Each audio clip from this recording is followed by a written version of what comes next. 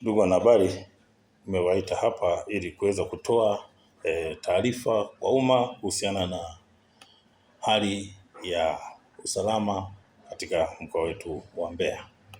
Kufuatia uzushi na uvumi wa baadhi ya watu kuzua taharuki waliokuwa wakieleza kuibiwa nyeti zao baada ya kuguswa bega, hali iliyopelekea vitendo vya uvunjifu wa amani katika mkoa wetu wa Mbeya, ikiwemo vurugu na kusababisha baadhi ya watu kupoteza mali zao, lakini baadhi kujeruhiwa, ni kwamba jeshi la polisi mkoa wa Mbeya kufuatia hali hiyo liliweza kufanya msako dhidi ya wale wote ambao walihusika katika tuhuma hizi na kufanikiwa kukamata watuhumiwa 85 kwa tuhuma hizi, na kati ya hao watuhumiwa 16 hao wamekwisha fikishwa mahakamani na kesi zao zinaendelea, ziko katika hatua mbalimbali.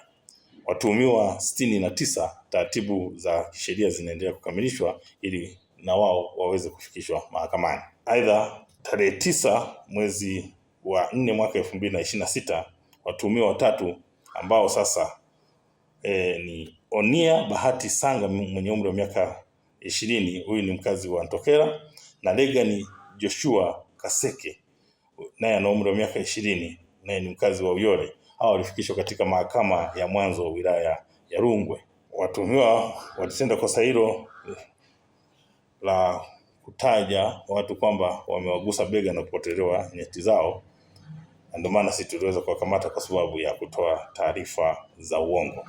Kwa hiyo baada ya taarifa hizo waliweza kukamatwa na upelelezi ulifanyika na mashauri haya yalipelekwa katika mahakama. Kwa hiyo mtuhumiwa mwingine Hashim William Mwanasenga mwenye umri wa miaka 29, huyu mkazi wa Mahangu, naye alifikishwa katika mahakama ya mwanzo Irongo wilaya ya Mbalali, naye aliweza kutiwa hatiani. Kwa hiyo watuhumiwa wote watatu kwa pamoja katika mahakama mbili tofauti wameweza kutiwa hatiani kwa kutumikia kifungo cha miezi 6 kila mmoja kwa kosa la kutoa taarifa za uongo kwamba walipotelewa sehemu zao za siri.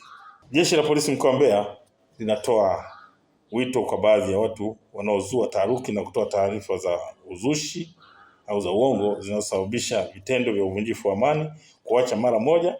Aidha, jeshi la polisi mkoa wa Mbeya linakemea na kutoa onyo kali kwa wale wote ambao wanaandaa maudhui ya uongo na kusambaza kwenye mitandao ya kijamii kuacha mara moja, kwani hatua za kisheria dhidi yao zitachukuliwa na watafikishwa mahakamani.